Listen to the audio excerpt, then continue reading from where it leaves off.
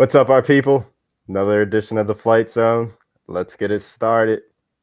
Go Birds. Sir. Go Birds, baby. That's my baby. That's my baby.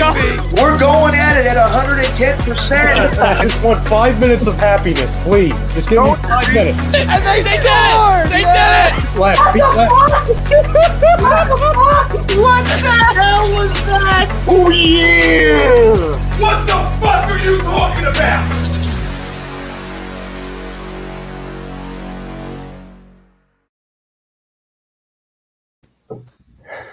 What is going on, our people, our family?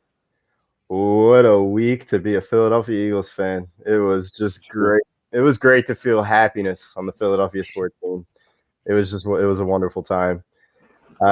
As you know, this is the Flight Zone presented by A2D Radio. The Flight Zone is always brought to you by Body Check Wellness, which is a line of products that promote wellness, balance, and recovery by using the full potential of hemp. They have everything. They come in the extracts. They come in blends, gummies, and topicals. They got the lotion. Use that promo code A2D for 25% off your order at bodycheckwellness.com. Go get those blendies. Yeah, Yes, the blendies and the gums. That's what we need to get. Anyways, let's get right into it tonight. We're going to start off with the poll for tonight. First of all, go Birds. Go Birds. Like we said in the intro, just a beautiful time to be alive right now, to be a Philadelphia Eagles fan. Mm-hmm. And let me start off by saying this is the first I've seen this football team be as one in about 2 years. It's always been this side versus that side. Yep. Sunday, there was no arguing anything. There was no argument for my boy. There was no argument against my boy. I've been an Eagles fan through and through. Yeah, I do have my little love affair with Carson Wentz, but It was just so great to be able to watch the Philadelphia Eagles and be able to watch an organization, be able to watch a team, be able to watch a quarterback, a head coach, a general manager, a personnel director. It looked like, and it seemed like everybody was on the same page for the first time since 2017, and it was just a beautiful sight to see. It was. Man, I agree 110%, man. Like, it's been a while. There's no controversy, really. Mm-hmm. We all thought by bringing your boy, whose shirt we got, Gardner Minshew, and they all thought this and that. Philly Sports Drinkers, remember. You can get all your merchandise from Philly Sports Drinkers. They got a whole bunch of things. We got the T-shirts. We got hats. We got hoodies. We got crew necks. We got everything. Visit Philly Drinkers, and, of course, we'll hook you up there as well. Go get them. Go get them. But, yeah, Jamie, I'm really impressed with what I saw week one against Atlanta. Man, the defense was great. Jalen Hurts was great. And, I just want to it's just a breath of fresh air. It is. From last year. I mean, they couldn't have started any better than this. Yeah. We weren't really looking favored to win many games this season, but maybe after that win, I'm just seeing a lot more, Yeah, so. It was definitely a beautiful sight to see. Let me just pull it up real quick for you guys. And I got a question before we get to the poll. Did he find his clue? Did he find his clue there? I don't know, man. He definitely has one. He might still be searching for some, but he definitely has a clue now. Yeah, man. Yeah, we'll see it next draft. So we never know.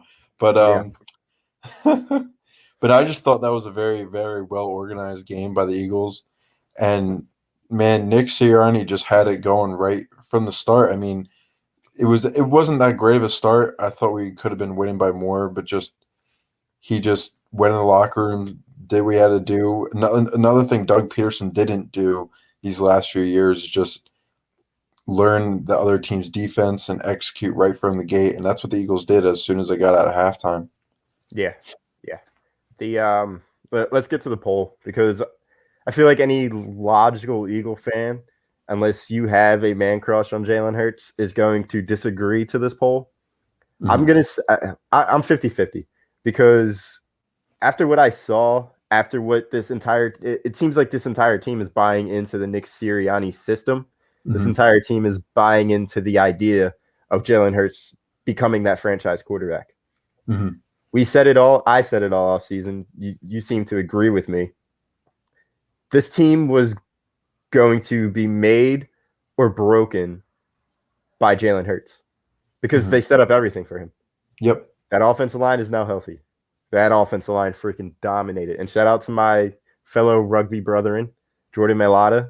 He got the bag in a sport that wasn't rugby, so that's always a good sight to see. Oh, I know Juju was a rugby player first. He decided to choose football because that's where the money was. Mhm.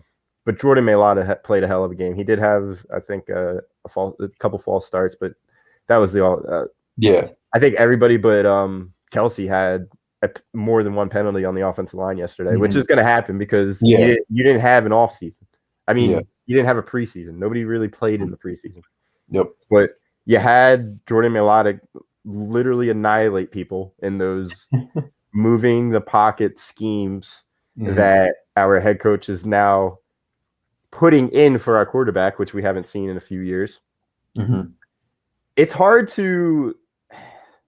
not to agree to this poll because he 100% proved the doubters wrong for at least week 1. Yeah. Now, has he answered the question on whether he is the franchise quarterback? You're going to have to see a bigger sampling size. And that's why I'm somewhat agreeing to this poll. Yeah, 100%. I agree with that as well. I just think that it's just consistency. Can he stay consistent? Can he do this week in and week out? I mean, the work he put in this offseason was tremendous. And adding a wide receiver like Devontae Smith, it was just absolutely insane. That was a great game by him. And I just think that they just have that connection towards each other. And then, I mean, Hurts can throw to really anybody. We saw a few plays where maybe Hurts was not doing the right thing, but that was just an awesome game plan, and everything was just going well for the whole team. I mean, he did have that one we texted about it a little bit, that one Ertz where he underthrew Ertz a little bit, which wasn't a catch by Ertz, but we did get it. But no, man. I pointed that out to everybody. Yeah, I saw that too. But yeah, he can throw to really anybody. I was really impressed with his throws. Yeah, and I see there's a lot of haters in the chat right now. Nobody's appointing him a Super Bowl champion. Nobody's appointing him a 10-time MVP. I think if I'm not mistaken, if you've been watching our shows, not only the Flight Zone, but if you've been watching the other shows on A2D, about 50% of us have been saying that this Eagles team is going to be dependent on whether Jalen Hurts can be a good quarterback in the NFL. And from what he showed us yesterday, he was a good quarterback. So we're just bringing on the points that we've been saying all summer long. Yep. So nobody's appointing him to be a 10-time MVP. We're excited because they won 32-6. Andrew, so many fans. Like what is this? I don't understand this comment. Cheer for the Colts. I don't want to cheer for the Colts. I'm an Eagles fan. I'm not a Colts fan. Yes, I do like other players around the league. I like Justin Jefferson. I like Carson Wentz. I like Derrick Henry. Are we not allowed to like any other players? Are we only allowed to strictly cheer for the Eagles? I don't know, man. But no, I just think that everybody – Jimmy, I know you were very strict on Hurts last year, and I mean 1-3 with a 51% completion percentage with a QBR that was pitiful, with multiple turnovers, with multiple fumbles. Yeah, I was trying to pump the brakes on the people that were anointing him to be a 10-time MVP. I was pumping the brakes on the people that were saying that he's going to be the next Russell Wilson. That wasn't me hating. That was me just saying what I saw. And seeing what we did to the previous quarterback that we don't even have to mention. I'm not going to mention him as long as nobody else mentions him. That's really how it's going to be for the rest of the season. Yeah. And I do think that not a lot of people should be worrying about. He's not on the team anymore. I feel like week in and week out, everyone is going to say, oh, this guy did better than that guy, or you know what I mean? No, I do agree with Jimmy. Like, I know it wasn't hate. It was just it is what he saw. And it was true, and we did go 1-3 at the end of the day. But that was also with very lackluster offensive line. With a hard offensive line, with No and receiver. whether it was an aging receiving core or a receiving core that was 17 years old. Yep. And I said that the whole freaking time. Yeah. Yeah, he did say that. And then, but now you get to see Hurts with the full package of what we've been wanting to see. Mm-hmm. But the injury bug has just been very bad at the Eagles. Hopefully it doesn't happen again, knock on wood. But we'll see. I mean, if they stay healthy, expectation. I didn't have any expectations going into this game at all for the Eagles. And I know like Sirianni's first year, Hurts' first year as a starter. I wasn't expecting much, but they were definitely exceeding my expectations, and now I look forward to watching Eagles games again. Last year was just such a blur, and I don't want to think about it. Yeah, it's a new year. And for everybody that was on Hurts' legal team since December of last year, even since freaking October of last year when Carson was playing like shit, I applaud you. You guys. Everything you guys said was completely true as of week 1. Yeah. Now we'll continue to see once film goes upon him. But the poll for today is, has he proven his doubters wrong? Which I'm a doubter. I was a doubter. I wasn't a hater. I was doubting what everybody was saying. And I was wrong about that. I was. Yep. The kid balled out yesterday. And if he continues to play like this, he's going to be an MVP candidate this year. Yeah. But the only thing is he did have that first game last season where he did ball out, and then offenses started to figure him out. But yet again, that was without the offensive line being 100% healthy and his wide receiver, and without Devontae Smith, really, because he was really one of the factors of us winning last week. Yesterday, but he just creates so much space for all the other receivers. I mean, when he's not getting double teamed, you have Goddard catching the ball, Ertz, Watkins. Or you got Sanders running the ball. That RPO was working really well, I thought. I was getting faked out. I bet you were getting faked out too. The camera was all over the place. Yeah. Just no one was expecting those plays. And another thing that is very, very good, for lack of a better term right now, about this offense and very pleasing is that they didn't show much. They didn't show much. Yep. They also didn't show much on the defensive side of the ball. I think Burkhardt must have said it 27,000 times yesterday that we never rushed more than four pass rushers yesterday. Yeah. And the defense allowed 6 points. So imagine going against tougher competition. So there's a few different factions of Eagles fans right now. Yeah. There's the factions that are still Jalen Hurts' legal team, and nobody else is allowed to be an Eagles fan right now because they want to be right the whole time, which is fine. A lot of people are like that. There's another faction that is saying, this is awesome. There's no more division. That would be me. That would probably be Evan as well. There's no more division. It was fun. It was fun to be an Eagles fan for the first time in 3 to 4 years. Yeah. That's one faction. And then the other faction is you guys just need to stop. They only played the Falcons. It's only one game. Watch them collapse next week in the home opener. Like those are the same people who are saying we're only going to win 2 games this season. Yeah, that's the issue. That I think that should be cemented that we are not. I don't think that we're going to be a bottom team in the NFL. I just think that's out of the question now because I know the Falcons played really bad. Ridley played bad, but I mean, like, you have to give the Eagles some credit. Like, they just didn't go out there and play their worst game and win by 20, Yeah. So if he stays, like Lewis says, he stays consistent, we'll be straight. Of course. Yeah. Of course. I'm excited. I'm excited for next week too. And I think if we roll the tape back, and I don't think any of us, the two of us did not predict a route of a victory. No. But the two of us who have been critical of Hurts, I've probably been more critical than you have. But both of us said that this offense would roll against the Atlanta Falcons. We didn't know the defense was going to play like that. Yeah, but you and I predicted it. me and you were getting hyped just talking about after Smith got drafted, just talking about the offense of how much, like, not firepower necessarily, but just potential. How useful and how fast this offense is. Yeah, and the most impressive thing about this win is that you don't have a wide receiver over 25, I believe, Mhm. and the fact that you can get that much done with that, I just think that says a lot about the Eagles. Mhm. You don't honestly, you don't need that veteran presence all the time because those veterans are going to be taking minutes away from your guys. Yeah.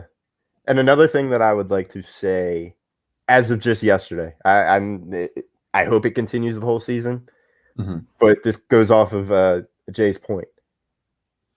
Hurts' athleticism with the combination of his arm strength, his decision making, and the way he just has that swag about him and the way he can control an offense, that gives me a lot of hope and it gives me a lot of optimism. And if he continues that up, I'm going to continue to say each week that I was totally wrong about this kid. Mhm. Like, this kid's going to grow on me. I already know, because I think I don't know if you had it, but I know I had us starting off the season 2-0. And if the Mhm. offense rolls the way it rolled down in Atlanta this week at Philly against San Francisco, Mhm. I'm going to have the green goggles on and I'm going to make that full switch and I'm going to put in my application for the Jalen Hurts legal team. Wow. I already know. I already know. I hope Yeah. Mr. Wing accepts me. I hope Jay accepts me. I Mhm. hope everybody. I forget who said that we don't deserve to be Eagles fans anymore. Maybe it wasn't Lewis. I think it was Chris. Whoever. It doesn't matter. But Mhm. if he rolls the way he rolled against Atlanta, against San Francisco this week, I'm going to put in my application. I'm going to give you my resume, and I'm going to show you how loyal I've been to basically every single star in the city. Let's just hope that it doesn't end up like the other ones. I mean, maybe I shouldn't. Maybe I shouldn't apply for that legal team. Maybe I Don't shouldn't, jinx it. because I am that jinx. I am that jinx. Yeah.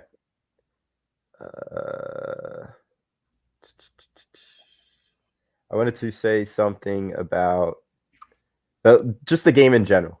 So you start off, Falcons elect to receive, Mhm. and it was very uneasy, that opening drive, what that defense Mhm. showed. I thought it was going Yeah. to be another defense where it's a bend, don't break defense, which I feel like he still kind of has that mentality. Yeah. I Yeah. have no idea No. what to expect from Jonathan Gannon.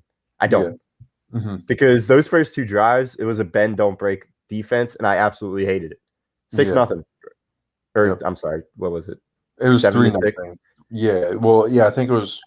After their second offensive drive, it was 7-6 because they led Mhm. up two huge offensive drives for the Atlanta Falcons. And And it was more. then It was more of just. I mean, with the mix of all the penalties we had, the defensive holding, that was a call that was it was weird. very popular yesterday. I It didn't. happened 3 times. I've never seen it in my Yeah. entire life. No, I haven't either. And I just think that this defense is good, but I feel like when we start to play these other teams, they're going to find out. They're going to figure out our linebackers. You know, I just Mhm. think that still our linebackers are a bit iffy. They did play well the second half. And I Yeah. mean, at the end of the day, they didn't let up any touchdowns. But damn, dude, like it's Alex Singleton and absolutely nobody else. We still haven't found those three other guys who can be back there when we run that linebacker heavy defense. Yeah. Yeah.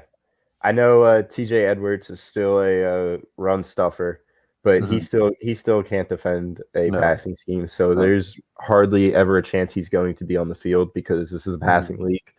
And especially when you play teams like the Buccaneers, when you play teams like the Chiefs that are coming up, all these teams that are pass first offenses, there's no chance that TJ Edwards is going to survive. We'll Nope. see what Alex Singleton is made of.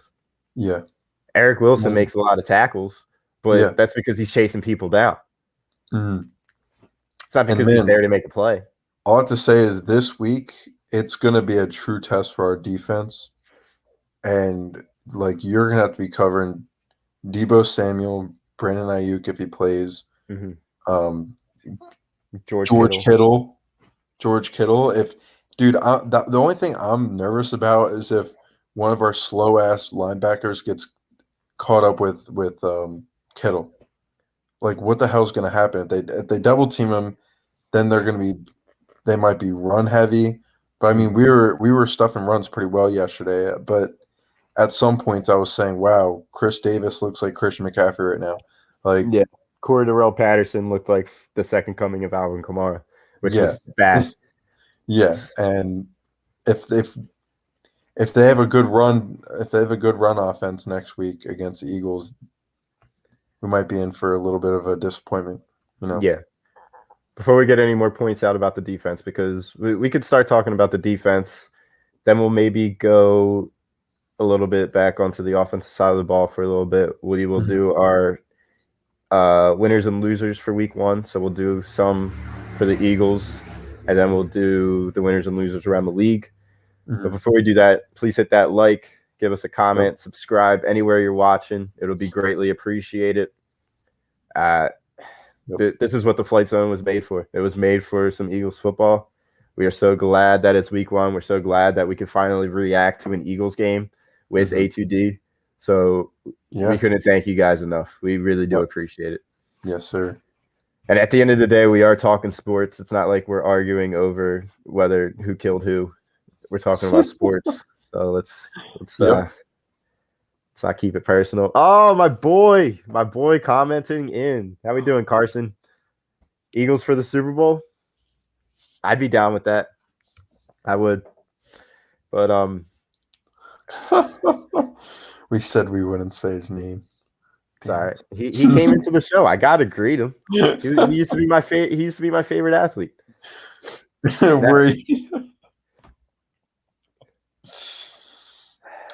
Did you see enough from before we get on anything else? What did you think about our safeties and corners? I know they didn't get to play against much, but what did you think about Nelson and Slay? I think Nelson is not afraid to tackle anybody. He has no fear. So I like Steven Nelson's game. He was good. He was okay in coverage. I think he is going to be a great complement to a Pro Bowl corner on the other side. Now, the real question is, what did we think of Darius Slay? Because from what I've seen from Darius Slay for 17 games now, he is slightly above average. Whenever he goes up against okay competition, he completely falls off. And not even okay competition. Yeah. When he goes up against elite competition, he falls off. Now, it looked like it was going to be a long day for him covering Calvin Ridley from that first drive. Yeah. But the entire defense made an adjustment. I need Slay to have one of his best years this year if we want to do anything. Because like you said, this defense is going to be tested against San Francisco. And Deebo Samuel just put up damn near 200 yards with Jimmy G and Trey Lance as his quarterback. Yeah. So Darius Slay needs to answer the bell next week. Yeah, because I thought he was just, I don't want to say average because his tackling was hard. Yeah, and then yet again they didn't give up a touchdown but Darius Slay, like at times he can be that. He just gives me Jalen Mills vibes sometimes, and it hurts. But he had a few plays where he was getting burnt, and then it would either be like just a bad pass or he gets sacked. Yeah. So I just think he got a little lucky this week. I just want to see a little bit more consistency. I want to see more than one interception this season from him, because last year that one interception, when you're getting top 5 cornerback money, you should have more than one interception. I'm pretty sure. Yeah. It doesn't matter how bad your team is on the offensive side of the ball. He played for the damn Lions, and he had like 6 interceptions in one season. Yeah. And I think still guarding he was guarding the best players against each team. So I don't know what happened. Maybe it was like the defensive scheme, or I don't know. Yeah. The one thing that I could defend Slay on is he came to the Eagles, and in Jim Schwartz's wide 9, it's more of a cover 1, cover 2 type of defense, and that means he's playing man-to-man. He was a zone corner in Detroit, and it seems like Jonathan Gannon wants to shift more Yeah. towards a zone. Yeah, Because that's yeah. kind of what I saw in the last 3 quarters of the game after those first 2 possessions is we were eating them up in the zone coverage while only rushing 4. Yeah. Now, the 49ers offensive line is going to be better than the Atlanta Falcons offensive line. I think somebody said it. Fletcher Cox only had 2 rushes. I'm always going to defend Fletcher because I think he's a beast. I think he's the second best interior defensive lineman in the game still behind Aaron Donald, just because he draws so much more attention and he opens up the field for guys like Hassan Ridgeway and Javon Hargrave and Brandon Graham. Who had great games yesterday. Those 2 guys had great games because Fletcher's always going to draw in that extra attention. Mm-hmm. I agree. But Fletcher needs to go above and beyond this week if we want to beat the 49ers. Mm-hmm. And any chance we do have at beating at the 49ers, I think it's going to be more of a shootout. I think it's going to be a 30-27 type of game. We will give our predictions earlier or later on in the show. Spoiler alert, I'm sticking with what I said in the 3 weeks ago. Mm-hmm. We're starting off the season 2-0. I don't care what anybody says. Mm-hmm. But yeah, Wayne, he is doubled every single play. But so is Aaron Donald. And Aaron Donald, makes a huge impact on the game. Breed, so he's just a different breed. That guy fights he defends himself with knives. You see that? Mm-hmm. With Aaron Donald. It's crazy. But I think that a lot of people rather look at the box score and all the stats from that than actually looking at what Fletcher Cox was doing. He was getting pressures, but there was 4 other guys on the line that were. I think the Eagles had 5 sacks, 4 sacks, had a whole game, which isn't too much. Well, they didn't. I don't think they didn't have 1 sack up until the 4th quarter, and then they just went on a barrage of sacks. It was amazing. And they did that little celebration that Fletcher Cox always does. It's great, but he always does get double teamed. If you watch, he always gets double teamed, and when he doesn't, it's like a run or it's like a little dump pass. So I just think that we just need to look at that different. Yeah. So before we move on a little bit, maybe talk about the other teams in the division because we haven't had a chance to even talk about what happened with the Cowboys Tampa game. Dak Prescott looks good. He does. Dak looks good. And I've legitimately been a hater of Dak. Like, people think I hate on Jalen Hurts. I hate on Dak Prescott. But I understand and appreciate that he can throw the football. Whether he's down by 35 or in the case that happened on Thursday, whether he's in a tight game, he can throw the football. Mm-hmm. Anyway.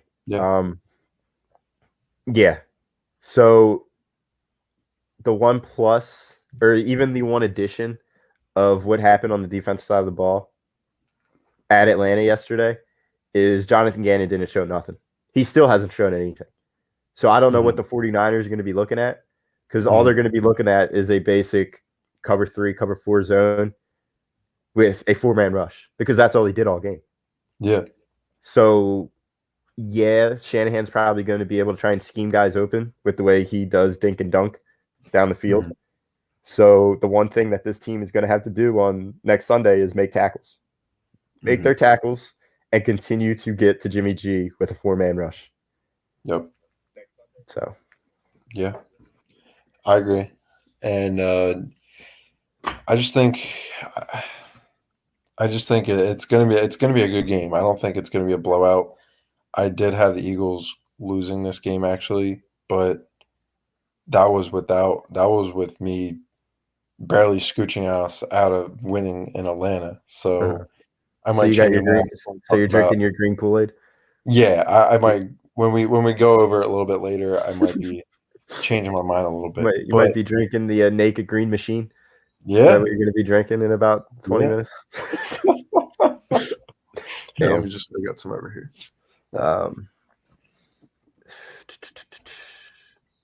Boys and girls, we're gonna win this in the trenches.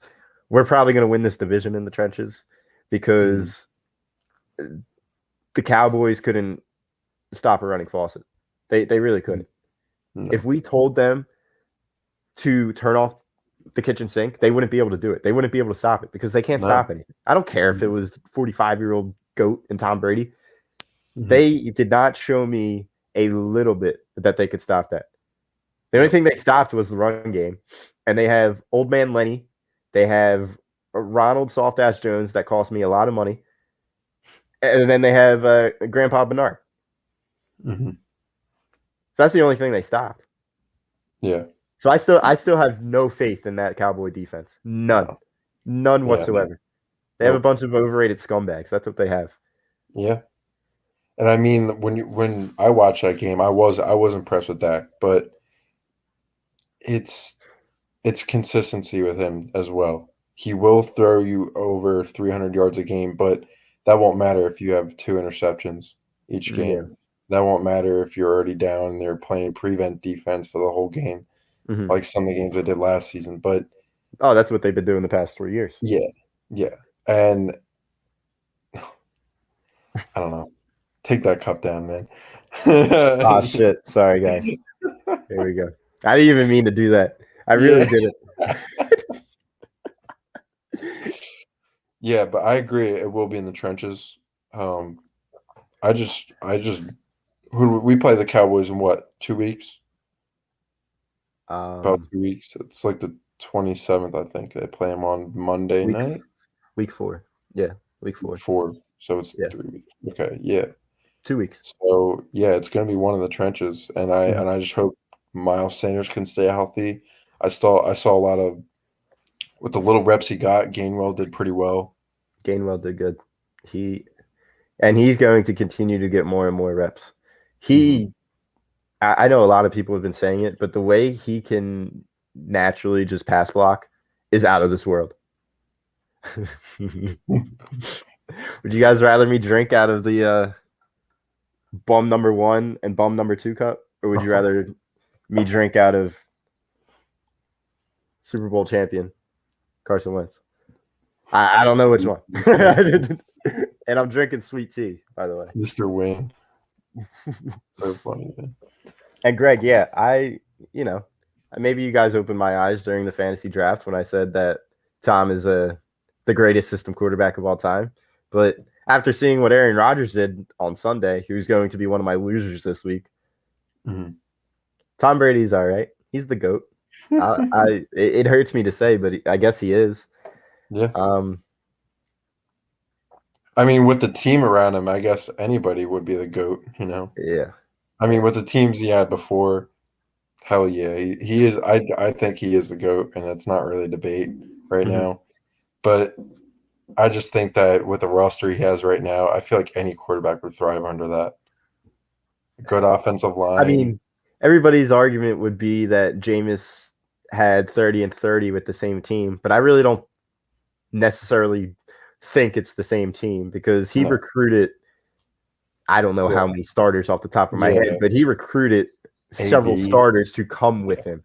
Antonio Brown, Rob Gronkowski, a couple offensive linemen, then the Dominican Sue, Jason Pierre-Paul. Yeah. So I don't know. Tom Brady is what he is. Yeah. I wish Hurts can do something like that. Bring somebody like that. I mean, we did a little bit of recruitment this offseason. Slay was our recruiter this year. How we put this roster together on a fucking gold plate for Jalen Hurts, which hadn't been done in the other regime, which it doesn't matter now because we're a new team. We're a complete restart. And if Hurts does what he did against the 49ers like he did yesterday against Atlanta, I'm sending in my application for the Jalen Hurts legal team. I don't care what anybody says. You guys can deny my application all you want. I'm going to keep on sending it in. He needs to come in for an interview. Yeah, we're not starting this Carson Wentz debate right now. The Eagles had too much of an excellent game, week 1 game yesterday. Too much of an excellent restart yesterday to even get into this. Everybody knows what happened. This franchise was shit for 50 years. Dude comes in, second year we win a Super Bowl. He wasn't playing in the big game, but we still won a Super Bowl in part of Carson Wentz. So Yeah. So if you guys want to come when the Eagles do win next week, you can come interview Jimmy, but you'll need a membership, which yes, is sir. $99 per month. Includes appearances on shows, members only stream, shout outs, and weekly picks. Yeah, The Money Pot and podcast I know. Willie Vegas. Yeah, they had a big week this week. You're going to be making your money back. Yeah, for sure. It's just it's a no-brainer at this point. I know all of our members will say it. Benny's Nation will say it. I know Don will say it. Anybody that already is a member, they'll tell you that they're making their money back. Yeah. And I know Tom is saying that there's going to be like an around the horn style type of show with our members where they'll be debating points. So it's a nice time. It's a nice time to be alive. It's a nice time to do great things. Make sure you hit that like. Make sure you subscribe. Yeah. Interview Jimmy. Mm-hmm. Oh, I already colored my hair blonde. I ain't going back to that. Nah. I put a little I put a little blonde streak in just for the rugby season, just to switch it up, you know. But it's not the whole head. It's just the light right now that's like making it seem. It's just a little streak. It's nothing. I was about to say it does look a little, like Zach Ertz-ish, but yeah. Nah, I ain't going back to that blonde. Hell no. That was a summer thing. Tom's still saying 11-6. Now I know I was 10-7 with the possibility of going 11-6. You already know that I got added +1 to my record, so I'm gonna go up to 11-6. Mm-hmm. I know I have them losing against the Lions, which seems silly at this point. Mm-hmm. Because but we've haven't. Oh, speaking of the Lions, had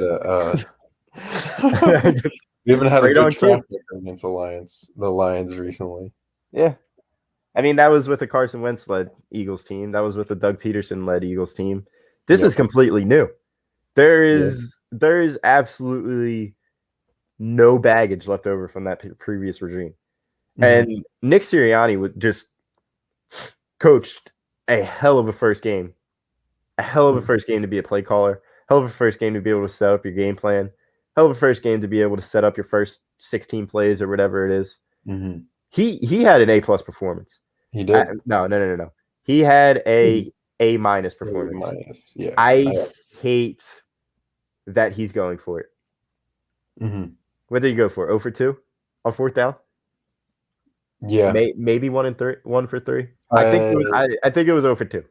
0 for 2, yeah, because they had Gainwell who missed it, and I think they threw it, and it was an incomplete pass. Yeah. I don't know. Yeah, we'll see, man. But no, dude, I like Hurts does.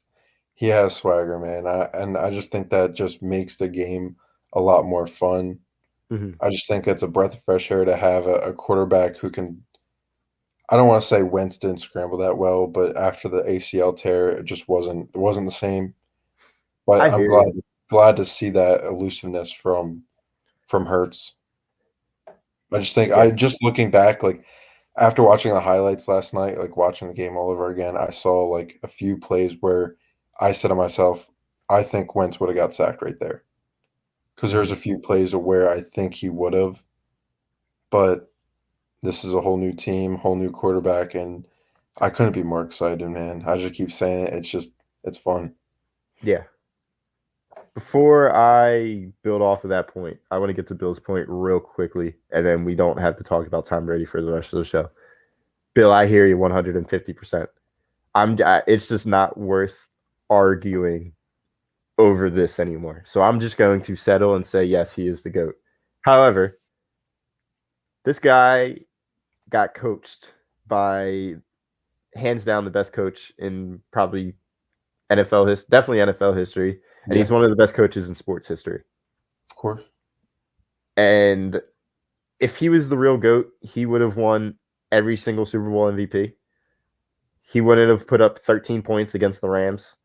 He wouldn't have skidded past the Eagles in 2005, even with the Spygate. Mm-hmm. There's just so much baggage on his name, especially you pair that with the fact that he was coached by the GOAT.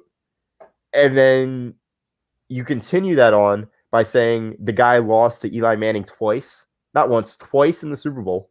Mm-hmm. And who's Eli Manning? One of the most mediocre quarterbacks of all time. And then you pair that with the fact that he lost a shootout to a backup quarterback in the Super Bowl, where it all mattered. At the end of the day, Tom had that huge turnover. Yep. By Brandon Graham. I have the picture. I'm looking at it right now. Mm-hmm. And then you pair that with he goes down to Tampa and builds a super team, and then skids by in the regular season and ends up winning another Super Bowl. Mm-hmm. He is the most accomplished quarterback of all time. Yes. Is he the greatest pure skilled quarterback of all time? I don't know. There's two different ways to look at it. Mm-hmm. Yeah, I just think let's not forget the giveaway. When fucking Pete Carroll has Marshawn Lynch at the goal line and he decides to throw a fucking slant route. Yeah. I don't know. I just think he was set up the best out of any quarterback in the last 2 decades. Mm-hmm. I think if it was Aaron Rodgers put in that situation, I think we would have saw the same thing happen. Yeah. I agree, Marky. I'll email Howie Roseman right now. I would love to play for the Eagles. What position would you play? Probably we need a linebacker, so probably holder.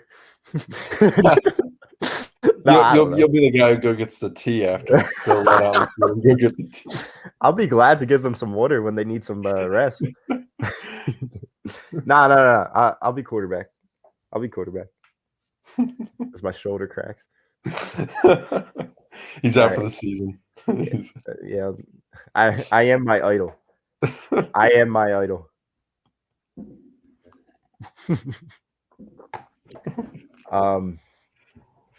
What were you saying?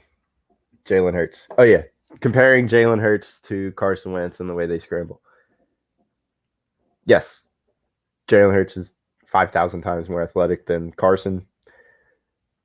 It's not even the scrambling ability that I am blown away with by Jalen Hurts. It's his decision making. Mm-hmm. At no point yesterday was I or any other Eagle fan holding their breath. Yeah, and that's the first time we've done that in a little bit.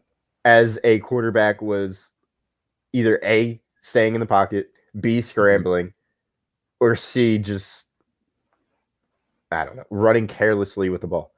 Jalen Hurts doesn't do that. And that's one thing that I absolutely love about Jalen Hurts. And that's one thing that I absolutely do not miss about Carson Wentz. Is Jalen Hurts' decision-making is already 5,000 times more better than Carson Wentz's decision-making. I just think that Carson was such a risk-taking guy and just one of those big plays whereas Hurts is a lot more just looks at the game and looks what's better for the team, I guess. Like Wentz was looking at the big risk, big reward. Hurts is looking at if you take a moderate risk, it won't affect you as much. Whereas like he'll throw the ball away. If he's about to get sacked, he'll throw the ball away. Whereas Wentz he would give 110%, no doubt about it. But he would try and do too much with nothing around him. Yep. And another thing that can be said about that is Hurts is very comfortable. He's very comfortable with his head coach, obviously. He's very comfortable with his weapons around him. He had a very healthy offensive line. Mm-hmm. And Wentz didn't really have any of that over his last 3 years, which we could say it's an excuse. I don't really care. Nobody cares what it is right now because he's gone. But that's something we can attest to. This is a brand new football team. Yep. Oh, a wanker. Carson Wentz is a wanker. Oh my gosh. Yeah. Another thing. Sebastian says 10 wins this year. I have not heard anything from any of the people that were saying we were only going to win 3-4 wins. I've heard them, but they haven't said, oh, we're still only going to win 3, 4, 5 games this year. Mm-hmm. It's been a lot of 10 wins, 11 wins, which can very well win this division. Yep. It can. That transitions to us and as to what happens to the rest of the division this year. Let's start off with the two bottom feeders. I'm not big on the what the fuck team, the what the fuck WTF football team. They literally had a sewage leak in their stadium, which I found hilarious. That was nasty. They had a second-year quarterback that played phenomenal last year. And usually it happens, unless you're Patrick Mahomes, where a quarterback will have a sophomore slump, which Justin Herbert, he didn't play like he did last year, which, week one. Let's see what happens with Herbert as the season goes on. But you had a team that comes from the West Coast, come into your stadium, and you end up losing that game. Yep. I don't think the WTF football team is as good as everybody had made them out to be. Mm-hmm. I think they're probably going to finish third in this division this year. And when it comes to the Chargers, I think they're a good little football team, but come on, Tyler Heineke can't put up points against the Washington football team. Yeah. I'm sorry, against the Los Angeles Chargers. Yeah, Chargers. But yeah, man, I just think that was not a good game against for Washington. I just think they weren't matched up as well as everyone thought it was going to be. Their defense didn't play that well, and I just think that with Fitzpatrick going down, I mean, I didn't really expect a lot from Fitzpatrick. You could agree or disagree with it, but I think if Washington had that, like a top 5 quarterback, top 10 quarterback, even, they would have made it further in the playoffs. Yeah, they probably would have beat the Bucks and made some noise, but they keep getting these old guys like Fitzpatrick who's never been solidified as a franchise quarterback in his whole career. Now they're going to have to rely on Heineke, and that's not. I just think that's not ideal. Yeah, he almost beat Tom Brady last year in the playoffs, but we'll see what happens when film gets on him. But at the end of the day, he couldn't beat a AFC West team that was literally coming from Los Angeles. Comes into your home stadium, and your home stadium seemed pretty filled with your own fans yesterday. And you had a defense that you could rally behind, and you couldn't get the job done. That shows me that, are you really that good of a football team, or are you going to be a little bit under 500? Which I think they will be. I think they're going to be 7-10, 6-11. I forget what I said. I think I said 7-10. But that's what I saw from the what the fuck team yesterday. Yeah, I can see that. Let's transition to Danny Pennies. Once again, you had another Mountain Time team come into your own home stadium, and you couldn't get the job done. I just don't think they're a good football team. I think we could try and say they had all these expectations all you wanted. We could say that, their defense is ideal, but they're not a good football team. They couldn't beat Carson Wentz at his very, very low last year. And that tells you something about a football team. And they're the exact same team. I think Joe Judge has lost the locker room. I think he lost everything he built up last year. Yeah. When all those reports came out about how he was making guys run gassers like it was a freshman fucking football team. So I don't think the Giants are going to be doing anything. No. And I just think I want to add to that a little bit. I agree with you. I don't think they're going to be a great football team. And if the Giants want to have a chance, they better pray to God that Saquon Barkley comes back 100% back to where he was before he tore his ACL, and usually that doesn't happen. I mean, we saw with Carson Wentz, didn't really have the help. It was just there's a lot of limiting factors and all stuff like that. But he obviously players aren't 100% after they come back from an injury, but who knows? He can be better. But I didn't see a lot from Danny Pennies. He wasn't that good. But, the one thing that I can say in Saquon's defense is Dalvin Cook had a torn ACL his rookie year, and he's arguably a top 2 running back in the league right now. So I think Saquon just needs to get the hell out of New York, in my personal opinion. Where he goes, I don't know. I don't know if they signed him yet. I don't believe they did. I don't think they did, and they might. They I don't think if he gets lowballed, I don't see him going back. Mm-hmm. I don't see, or if they go stupid and they give him a lot of money, like top running back money after coming after that, like after that injury, they're insane. Mm-hmm.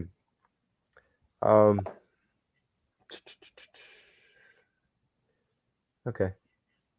I mean, we didn't just beat the Falcons. We literally annihilated them when people were saying that we were going to be like the Atlanta Falcons. So I think we have every right to be excited and be maybe a little overly excited from what we saw yesterday, because what we saw was a perfectly coached game by Nick Sirianni, our first-year head coach, who had never called a game in his entire life. We saw a damn near perfect game from Jalen Hurts, who people like me were saying that he was an overdrafted second-round quarterback from 2020. People like me were saying that it's going to be the stupidest draft pick in NFL history, no matter what happens, which obviously that statement is probably going to be proven wrong if we do make the playoffs this year and we continue to play the way we played yesterday. Mm-hmm. So I don't think there's any reason to calm down. We have our home opener next week against the 49ers, and the 49ers just let the Detroit Lions put up 33 points against them. Yep. And they almost choked at the end against Jared Goff. But I feel like what's next week's excuse going to be if the haters, if we pull out that win, is going to be, oh, the refs were bad, or is it going to be, oh, you caught them on an off game and they were playing away from San Francisco? Like, the excuses pile up each week, and I'm wondering just what it's going to be. Well, I've learned this from you, Evan. Haters will always have something to say. I've learned that firsthand from you. This is why we're partners. This is why we're Batman and Robin. Yeah. This is why we're Brennan and Dale.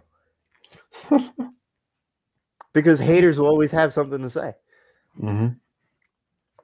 So they'll have something to say next week. Some people can't own up to their mistakes like I do, and like you do. Yeah, I do sometimes.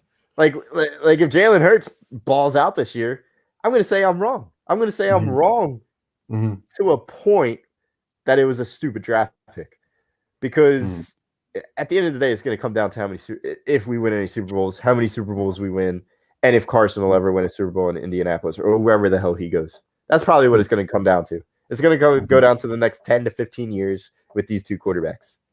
That's what's going to determine whether it's a stupid draft pick or not. Mm-hmm.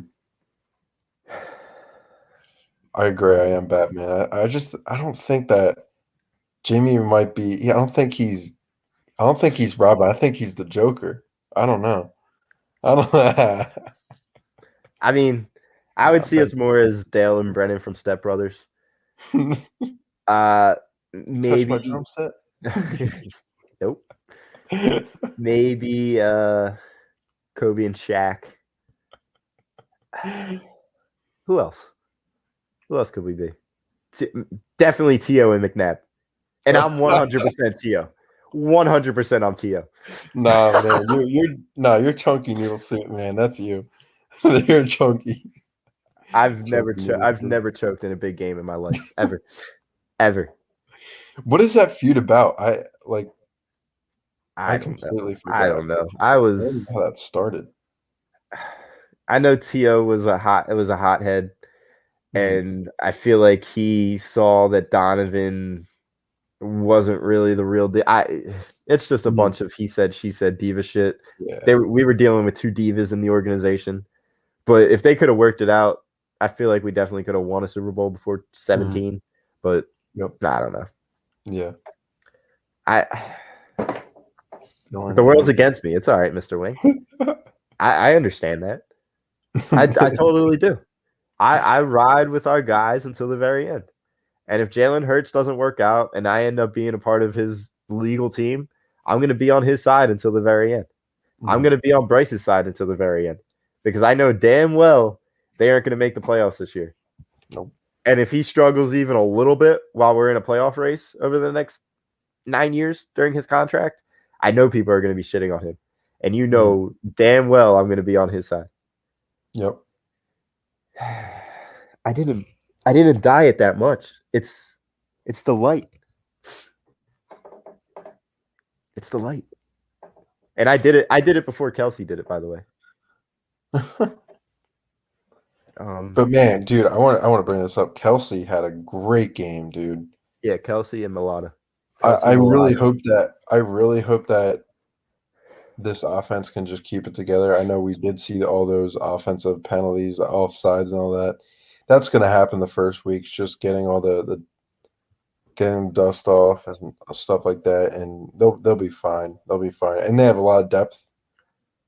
Whereas we had our second stringers in pretty much playing all season last season.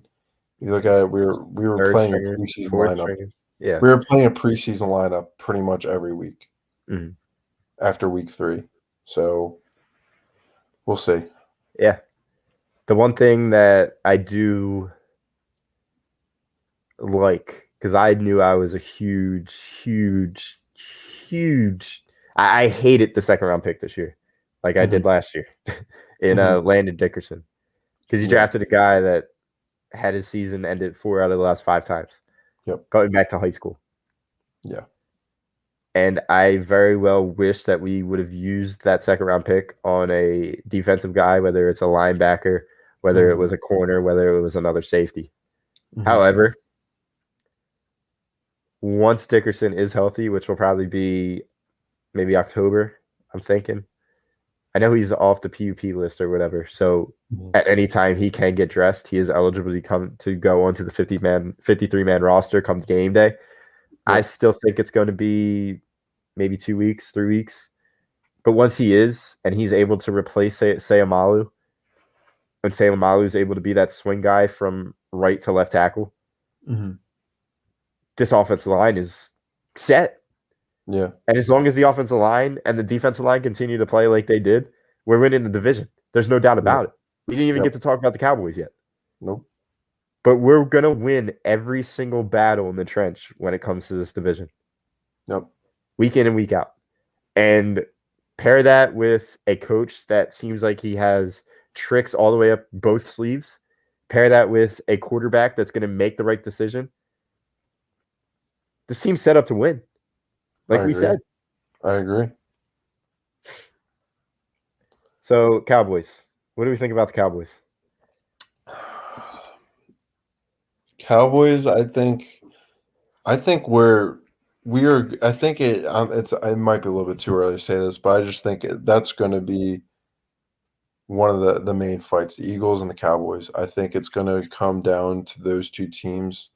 Just because of what I saw week 1, Washington could catch fire, the Giants can catch fire and get it together, but out of the first week, the two teams I look at the most, the Eagles and the Cowboys, I think it's going to be a close battle with them too. Yeah. I can see us maybe getting if we don't win the division, definitely a wild card spot with them in there too. But they did play pretty well against Tampa Bay. It is week 1, but they played pretty well. Yeah, they almost won the game, but Cowboys did Cowboy things, and they found a way to lose every week. Yeah, and that's what people are forgetting. In our city, whether it's local, whether it's national, the Cowboys do this every single year. Yep. Everybody's gonna say, "Oh my God, they put up such a valiant effort against the greatest quarterback of all time. They put up such a valiant effort against an all-star team." That's just another one of their excuses. Yeah. It's. Yep. I hate to rain on people's parades because I hate when people rain on my parade. But your defense still sucks. It does. It really does. Yep. So I don't know. We're better on the offensive line, and we're damn sure better on the defensive line. And that's where the championships are won. Our quarterback's going to make better decisions than your quarterback. Our quarterback has a lot less film on him than your quarterback does. Our quarterback is a lot more healthier than your quarterback is. The only thing your quarterback has on ours is he stat pads, and he has proven wide receivers. Mhm. By the way, CeeDee Lamb's a dog, and Yes. it just pains me to see CeeDee Lamb in a Cowboys jersey because it should have been us, but Yep. it is what it is. It's all right. We got J.J. Ortega-Whiteside. I mean, they have Amari Cooper. We have number 19, who was the number 1 rated pass blocker this week. As I'm hearing crickets in my backyard. Dude, that's when I saw that stat on our ATD Instagram. When I saw that, and I was watching him the whole game, and people were complimenting his blocking the whole game. Oh my God, he's such a good blocker, dude. Enough. I don't even want to talk about him. I don't even want to. I'm just so frustrated at the fact that could have been DK Metcalf. I really am. Or at the fact that it could have been a depth offensive lineman, or it could have been a linebacker, or it could have been a cornerback, so that we don't have to depend on Darius Slay turning into a JT Realmuto. But hey, we got the best blocker in the NFL in the second round at a wide receiving position. Let's get it. What the fucking do? He should actually convert to tight end, I think. No. I think if Why? yeah, why not? Why? Just so we have another wide receiver position open, you know? He can't get open. He can't get open. I know he can. He might as well put 75 pounds on him and become an offensive lineman if he's going to be the best blocker in the NFL. But I mean, think about it. If he was to convert to a tight end, he would be having guys like just linebackers guarding him and not actual cornerbacks, because he's going to have guys. He's going to have guys like fucking Isaiah Simmons and Micah Parsons eat him alive. That's what's going to happen, because he's a soft bitch that needs his mom to come to him and put up an umbrella because it's too fucking hot outside. He needs the umbrella, man. Come on, I'm sick of Umbrella Boy. he reminds me of Mermaid Man. No, Barnacle Boy from SpongeBob. That's who he reminds me of. Barnacle Boy. That's the tall one, right? Yeah. Yeah. That's what he reminds me of. I hate is a strong word. Yeah, Don. All right. Before we give our predictions and then our winners and losers for the week, Don said it, so let's go over it a little bit. Yeah. My fantasy sucked this week. In our A2D league, I played Greg, and in my A2D league, Aaron Rodgers is my quarterback. So we all know how that went. Yep. Aaron Jones was my second round pick. So we all know how that went. Mm-hmm. So yeah, I barely put up 100 points. So I lost that week. I lost two other leagues, and I won my 12-man league. So I went 1-3 this week. Mm-hmm. You know, Cooper Kupp, David Montgomery really saved me last night. So yeah, it's going to be a long fantasy season. After every single week one, I questioned myself on why I had to put myself through it. But yeah. And mine. I went up against Tom, who had a very, very favorable schedule this week. That had like I was saying to you before, they might have some sort of agenda on me because I did win last year. But the fix is in. Yeah, somebody fixed McCaffrey against the Jets. He had Hopkins. He had Amari Cooper, just went absolutely off. Adam Thielen, who took all the reps from my Justin Jefferson. Tyreek Hill had a good game for me. Josh Allen had an okay game. Saquon was a bust. He didn't play that much. That's why I didn't touch Saquon. Was the only really bright spot. Allen Robinson got not cooked. He got absolutely locked down by Jalen Ramsey. And I'm pretty sure my bench outperformed my starters. So I did end up losing this one by, I think, 60. I'll end up being 60 at the end of the day. Or not 60, 40 rather. 50. Yeah, 50. You know, this is a math show, secondhand. to sports. Mr. Wing, Lamar Jackson. He's still got Lamar Jackson. how let me see myself. Wait, your pop it, lock it, drop it. No, I'm Hurts punt or Hunt's punt. Oh, Hunt's punt. Okay. Yeah. I mean, he still put up a decent amount of points. Yeah. Yeah, I put up 103. Greg did not start Hurts because he has Mahomes. Greg is a quarterback factory, as we all know, because he also has a massage parlor guy. He should trade Hurts. Oh, somebody will take him. I don't know. I mean, when you look at my team, Aaron Rodgers gives me 1.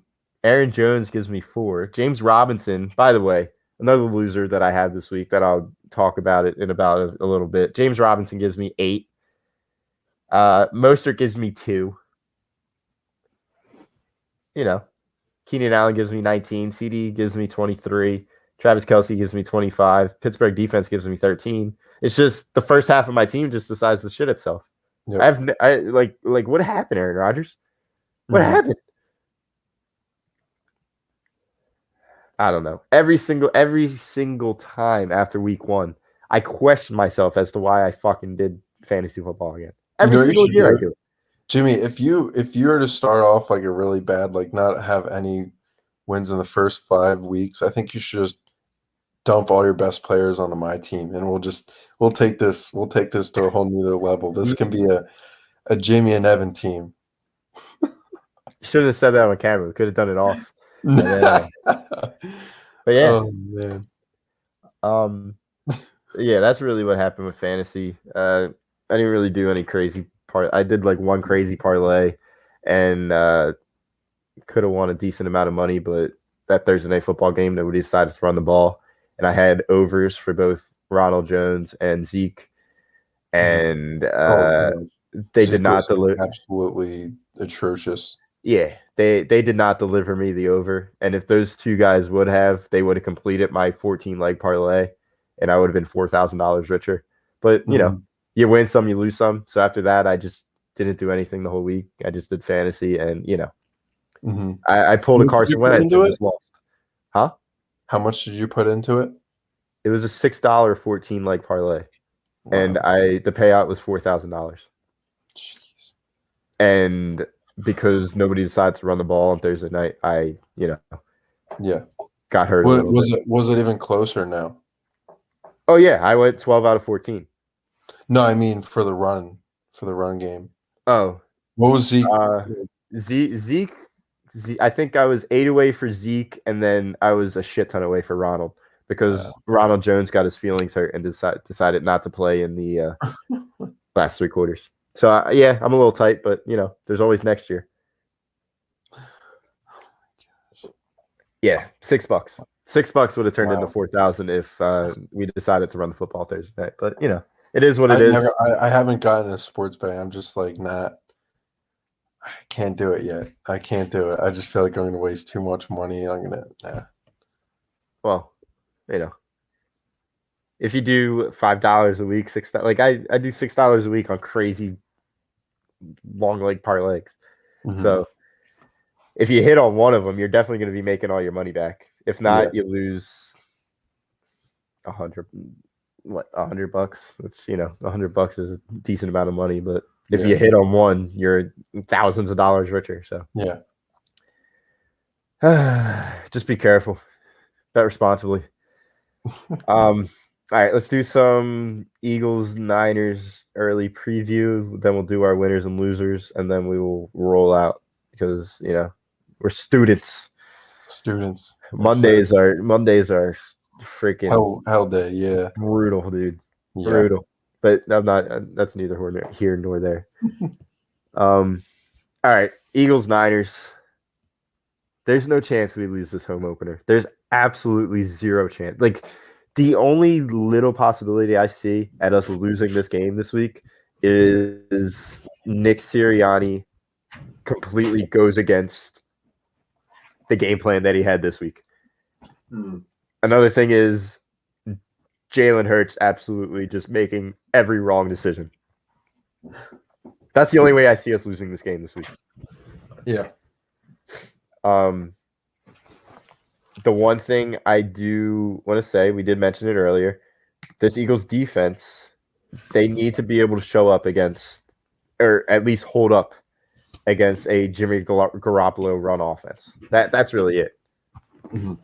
You can't let Jimmy Garoppolo put up 300 yards against you and have Deebo Samuel have 200 receiving yards. You just can't let it happen.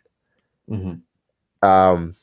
I know Mostert's going to be out for 8 weeks, which sucks because I have him on one of my teams, and it's my 14-man, or no, I think it's my 14-man. No, I have him in our A2D league, but it's an 8-man league, so you could try and find somebody else, but that's besides the point.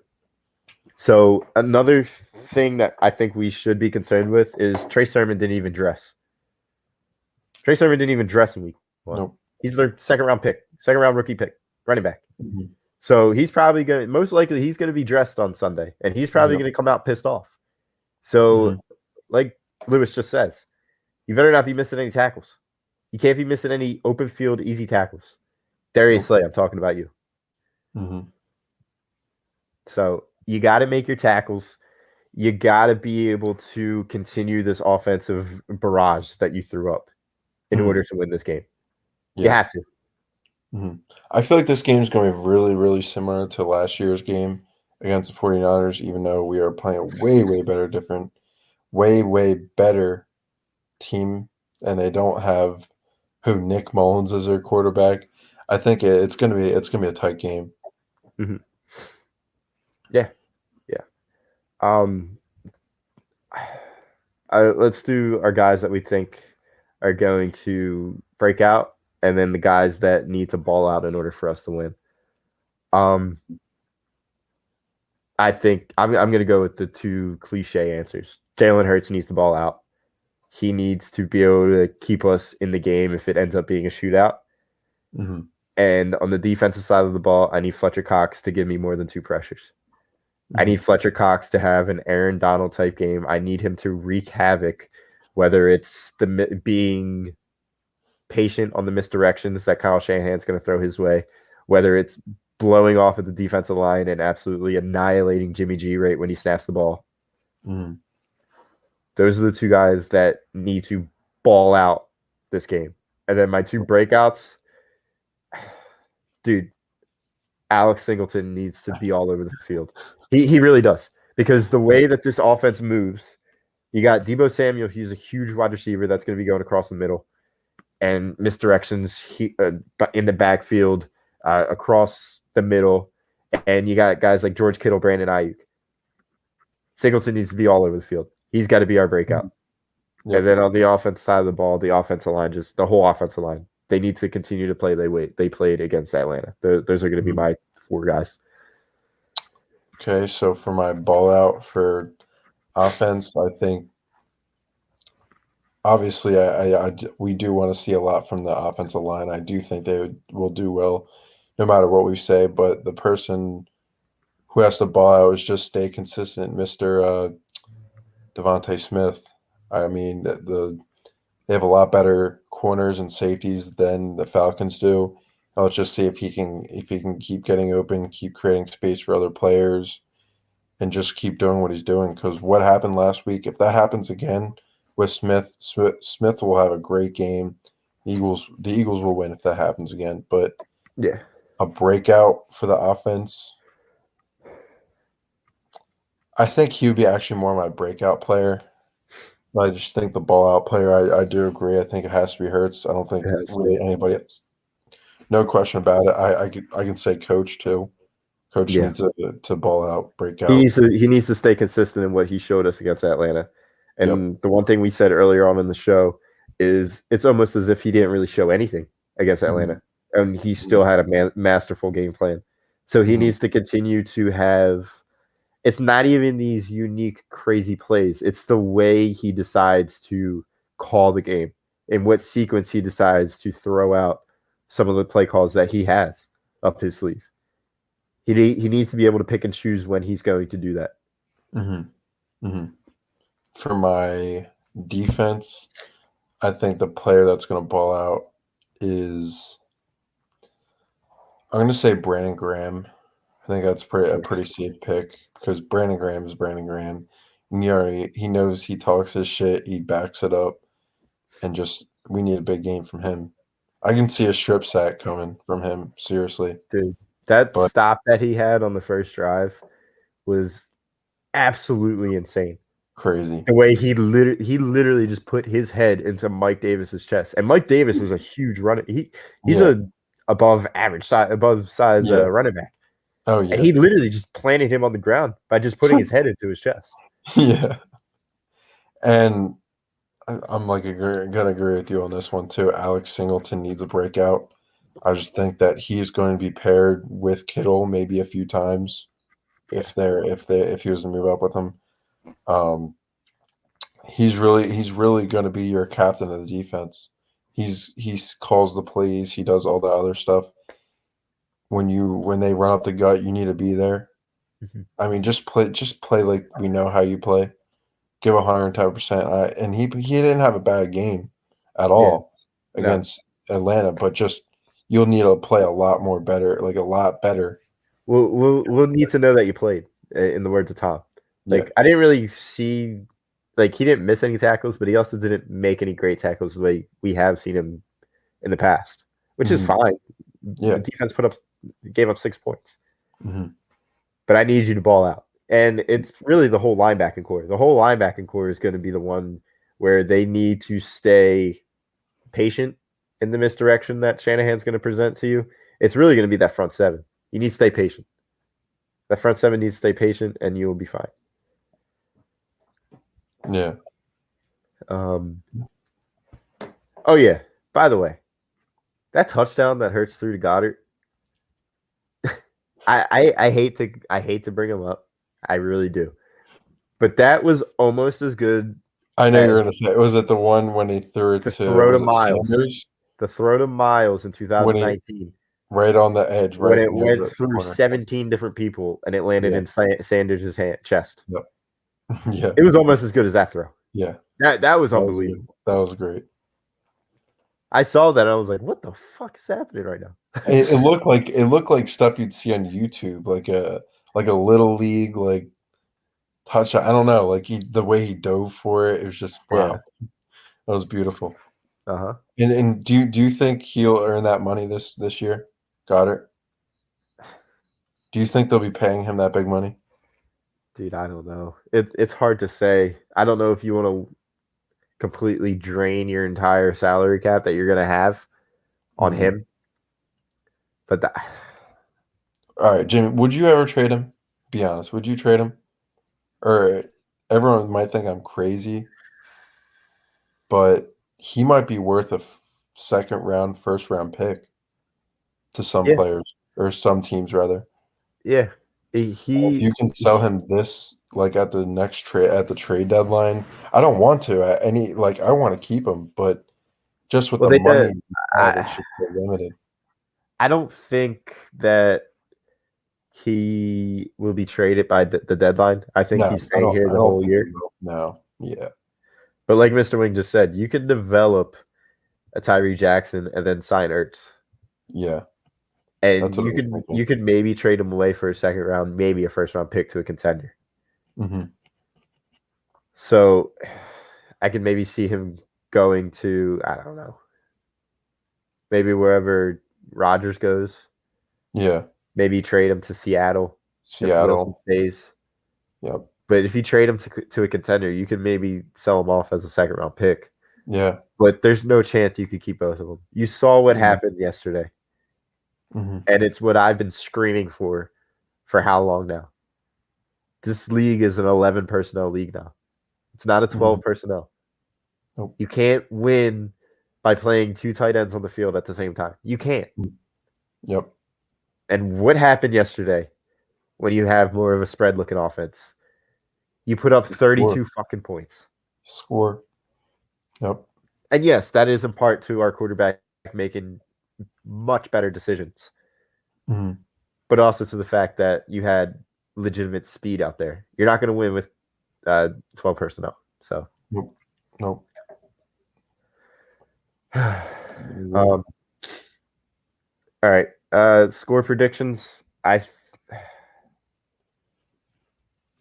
After what the 49ers just put up, 41 points.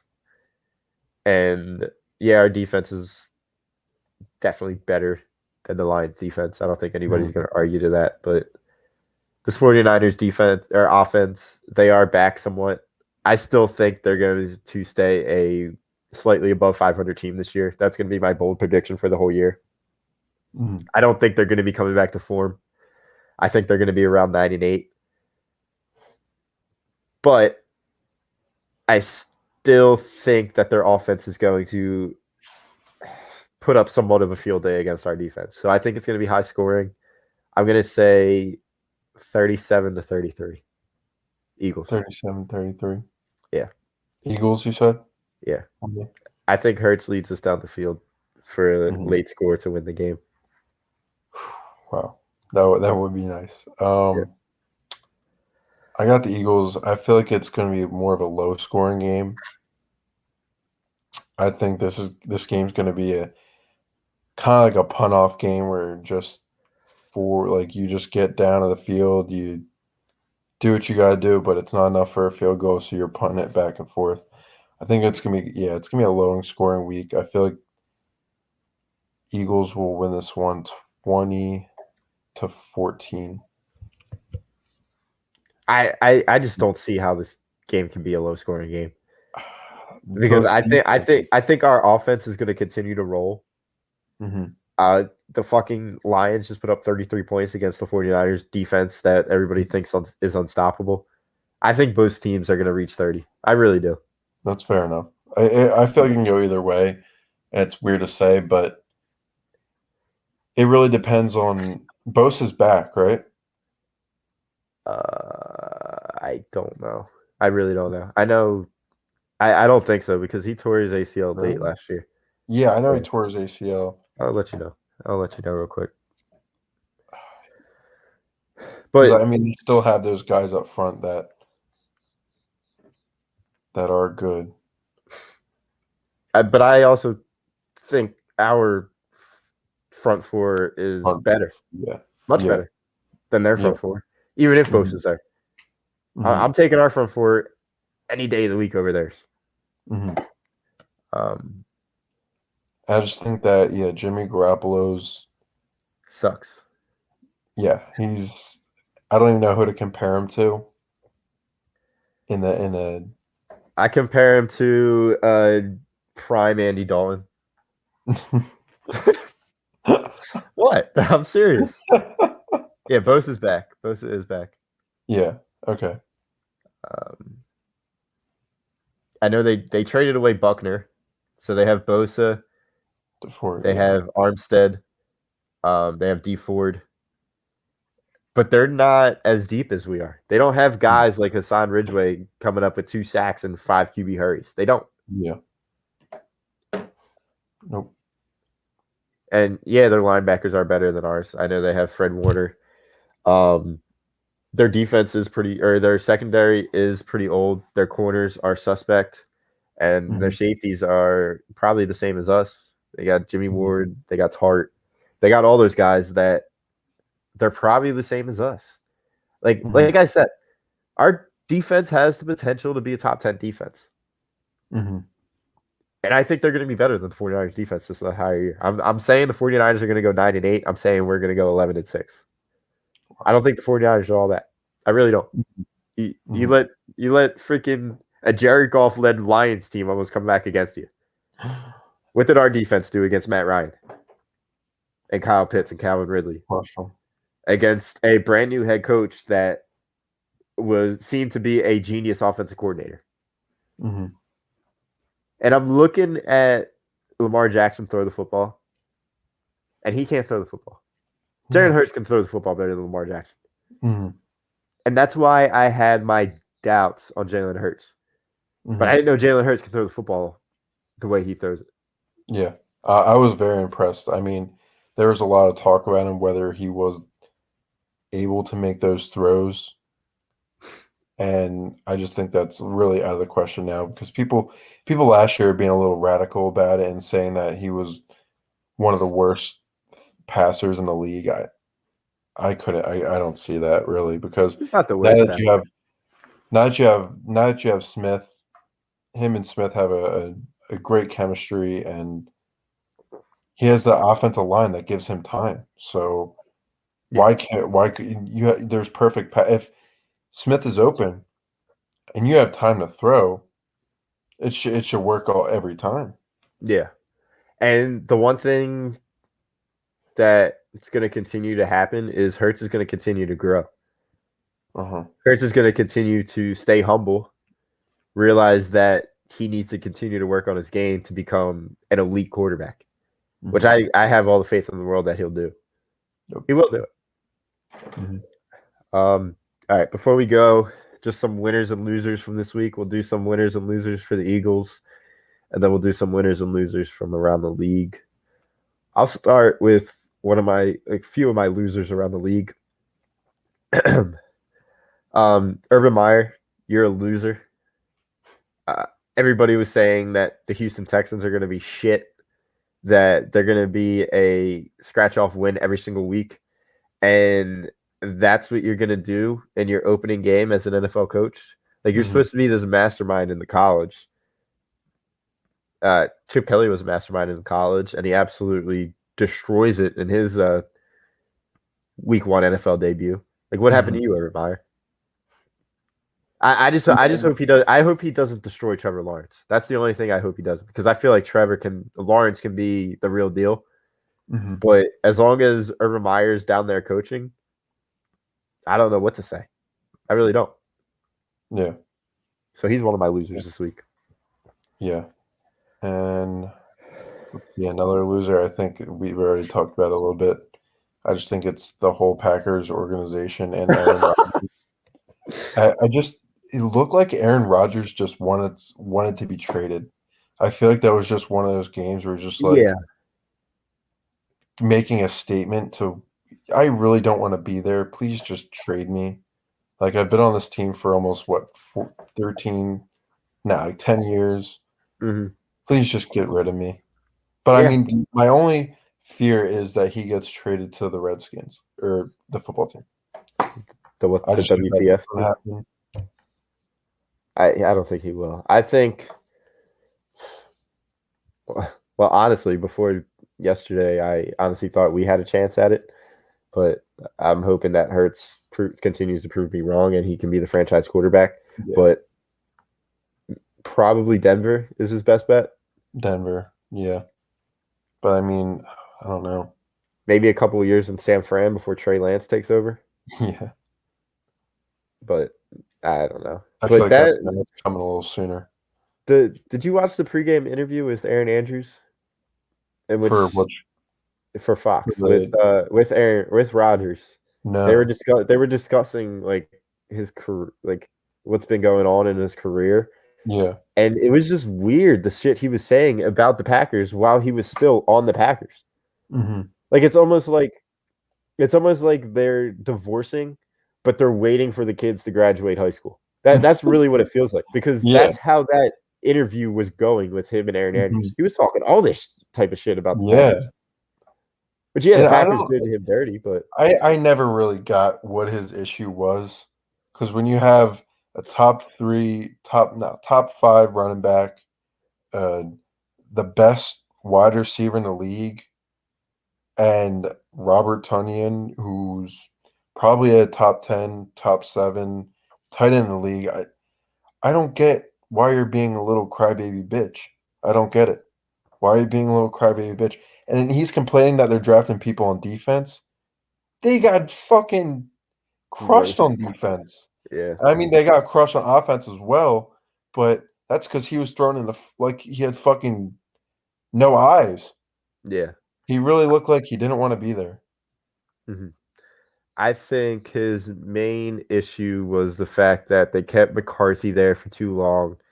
And since the Super Bowl win, he was throwing to guys like Jeff Janis,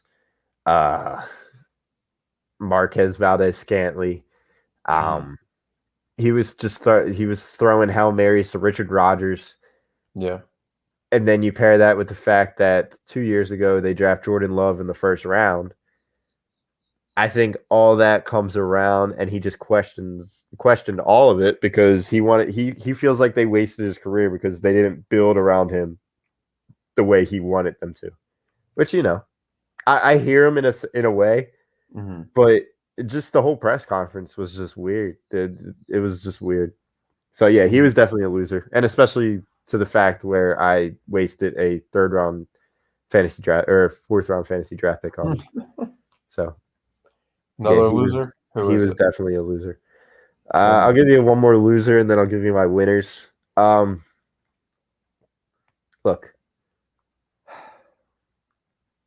if we didn't allow only 6 points, Darius Slay would have been a loser to me just because he can't tackle. And just because every time he seems to go up against a big name receiver in the league, it always seems like they just have a field day against him. And he came in to be our shutdown corner, which I have yet to see. But he needs to be able to shut down, not even shut down corners, just make plays. Just make a play for me, dude. Yep. And make a tackle. Yep. So Darius Slay is going to be somewhat of a loser for me this week. Hopefully he's a winner next week. I just want to add a little bit more of a loser in there. I think Mike Vrabel. I think that the Titans just looked absolutely atrocious. Yeah. The team that they have, they looked absolutely atrocious against a team that did not make the playoffs last year. And guess what? Hell was that? They lost their offensive coordinator to the Falcons, Arthur Smith. Yep. That could have played a huge part in it. And thank you, Derrick Henry, for making me lose in my 14-man league because you were my first overall pick and you set the tone for my team to put up 100 points. So thanks, Derrick Henry, for that. That's a huge loser in that. Because another thing about Vrabel is he's a defensive-minded coach. Yeah. And he's the head coach. And that Titans defense has been dog shit for the past 3 years.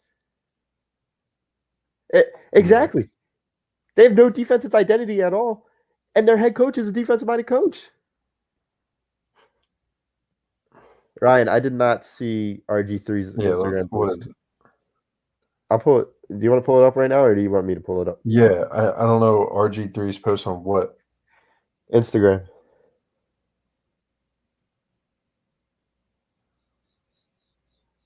Oh God. What is it? It says make the call. You know who that is? Is he a free agent? Redskins jersey. He's a WTF team? Yeah. Dude, if he goes to the what the fuck team, hands down we're coming inside at least second place in this division. But I already think we're already going to be winning the division. I don't even think he's going to be able to beat out Taylor Heineke. Yeah. I thought he was still on the Ravens. Tampering? Tampering? No. Yeah, I don't know, dude. But those are my losers for this week. A couple winners. Obviously, the entire Eagles organization comes out as a winner, with the exception of a couple of guys that just didn't, produce the way I wanted them to produce. I know it's nitpicky considering we just won 32-6. Yep. But guys like Isaac Seumalo, who are just light years below the 4 other guys on the offensive line. But Jordan Mailata is a huge winner, just altogether. You get $40 million guaranteed one day, and then the next you completely just annihilate people. Yeah. Dude, you're a winner. You're an absolute winner. I agree. That was one of my winners this week too. It's just Mailata, just his story from going from a 7th round pick, close to the last pick of the draft, and like he wasn't even playing football like 5 years ago today. He didn't even know the rules of football, but now here he is getting a $40 million guaranteed in the next 4 years. I just think that's awesome. But another winner I can bring up.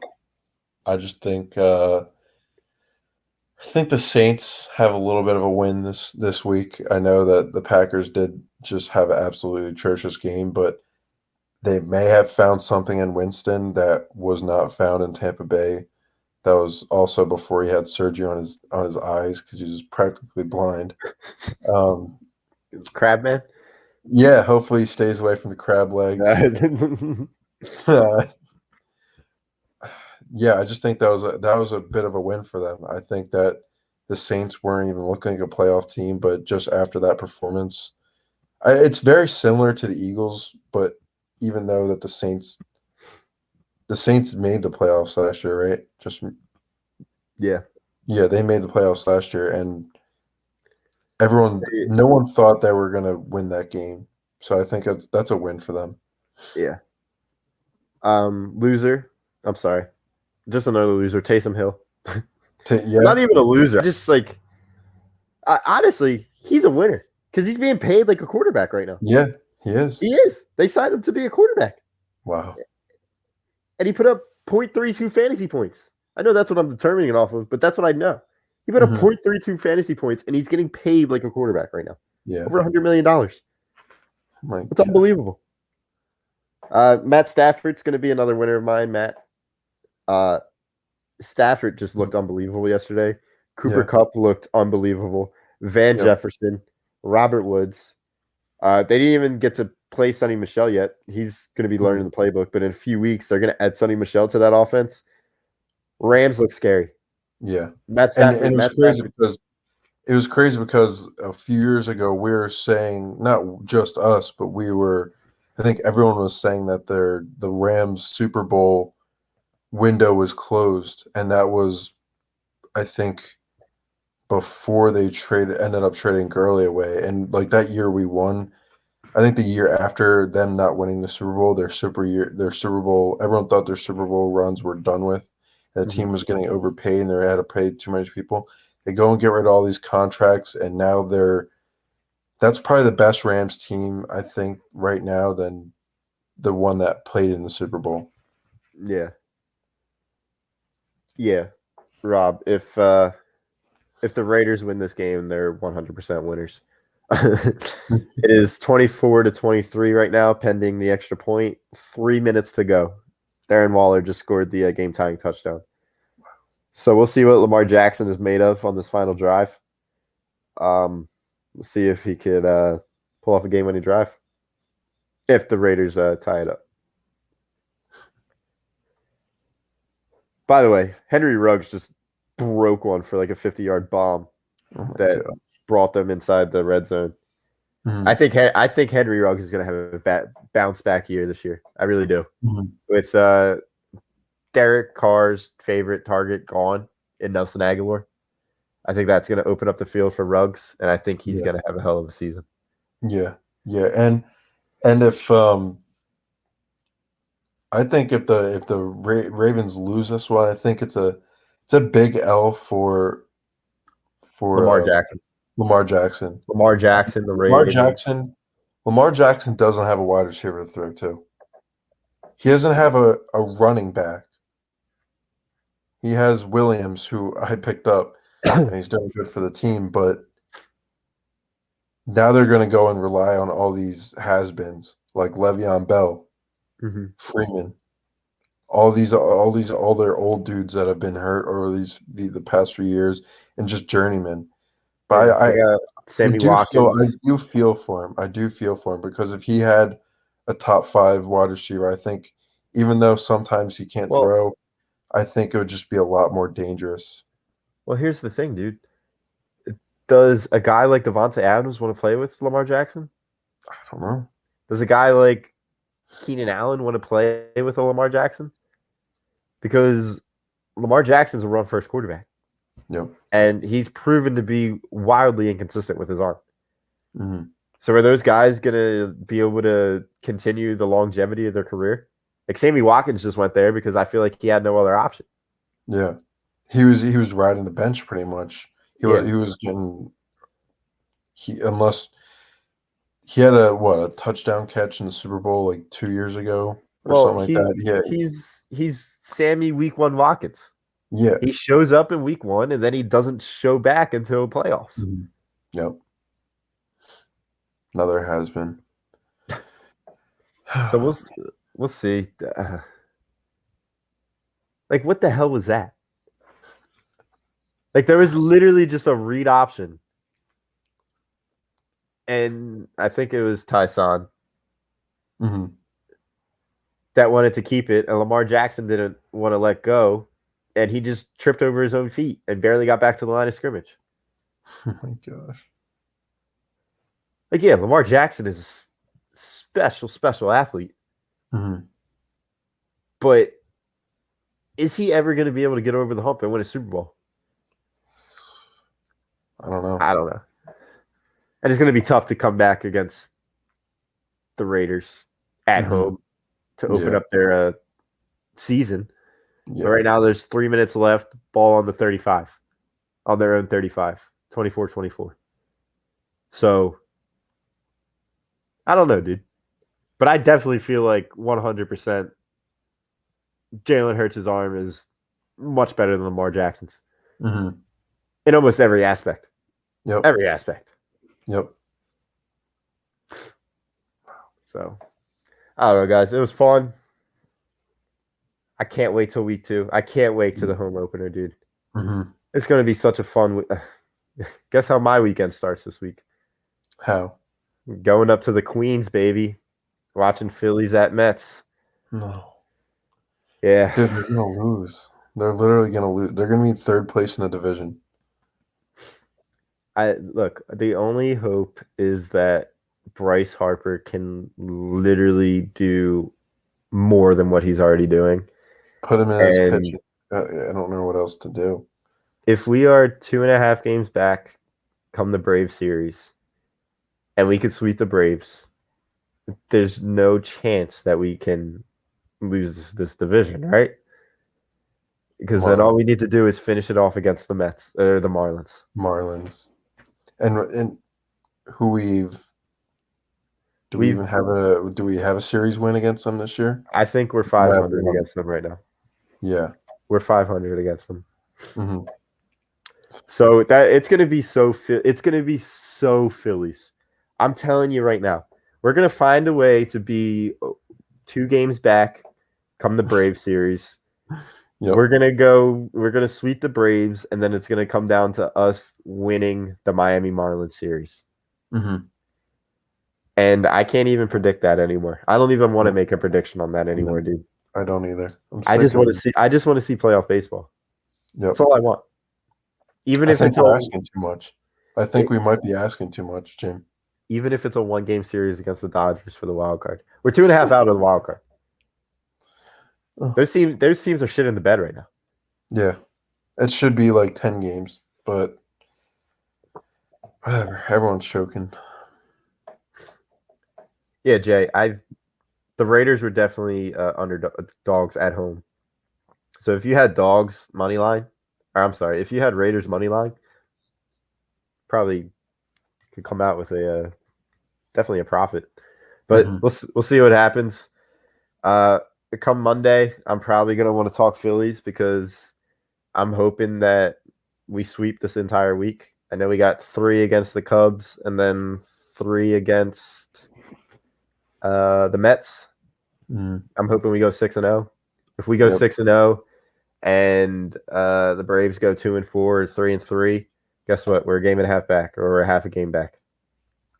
It's as easy as that, Evan. They start their West Coast trip after their last home series. So I don't know. They're always in it. And guess what? The city's going to put them on the back burner. So nobody's going to talk about them. So maybe that could be a good thing. Maybe. Everybody's going to be talking Eagles this entire week. So we'll see what happens with the Phils. I'm just praying that we can see at least 1 game of playoff baseball. And come next Monday, we get to talk about week 2. Get to talk about how the Eagles are 2-0 and about how we're going to the Super Bowl. And about how I'm signing up for Jalen Hurts' legal team. But in any case, go Birds. Let's continue to cheer for Carson to keep on playing snaps for the Colts. And bubble wrap them up. Yep. Bubble wrap them up. Like, this is why Lamar Jackson's special. Dude, And just like a- Wentz was getting crushed. I want to add that too. Wentz was absolutely getting crushed during that game. yeah. Oh my God, so did Lamar Jackson right there. Look, I don't want to go down this rabbit hole of Carson Wentz, Mhm. but something in the haters' defense per se, or the critics of Carson Wentz, it does seem to happen to the guy every single game with that excuse. Yep. And then the minute a new quarterback goes in, it's something different. Yeah. So is it Carson or is it the team around him or is it actually Carson? Does Carson bring that bad juju to the entire team? Mm-hmm. So I don't know. We'll continue to evaluate it the whole season. I still think that Seahawks team is just really good and the Colts just weren't ready for it. I still think the Colts are going to have a great season. I still think they're going to make the playoffs. I don't know about Super Bowl anymore, but they'll definitely be in playoff contention. Because remember, that AFC West is atrocious. Yeah. Between the Jaguars, the Texans, and we'll see how fake the Titans are. Maybe the Titans bounce back, but that was just ugly. So we'll see what happens in the AFC West. But in any case, boys, girls, it was fun. Thank you for joining the Flight Zone. Remember, we're always brought to you by Body Check Wellness. Make sure you go to Body Check Wellness, type in the code A2D for 25% off any order. They got the topicals, they got the hemp, they got the gummies, they got everything. So make sure you go for that. And remember, partnership with Manscaped. You got to take care of that part. You got to. It's a Shave must. that, whatever that is, Jimmy. Just give it's a must. That lawnmower is insane. They just sent me the ball wipes. I got a new clip for the lawnmower. Everything about Manscaped is just great. Use that promo code A2D and you get 20% off all of your order and you get free shipping. So unlock your confidence and always use the right tools for the job with Manscaped at manscaped.com. Ladies and gentlemen, it was fun. I hope we have a great week. Go Birds, go Phillies. Dallas sucks. Danny Dimes is now Danny Pennies. And I am hoping that the Raiders pull out this game. So All right. Have a great week, guys. Peace out.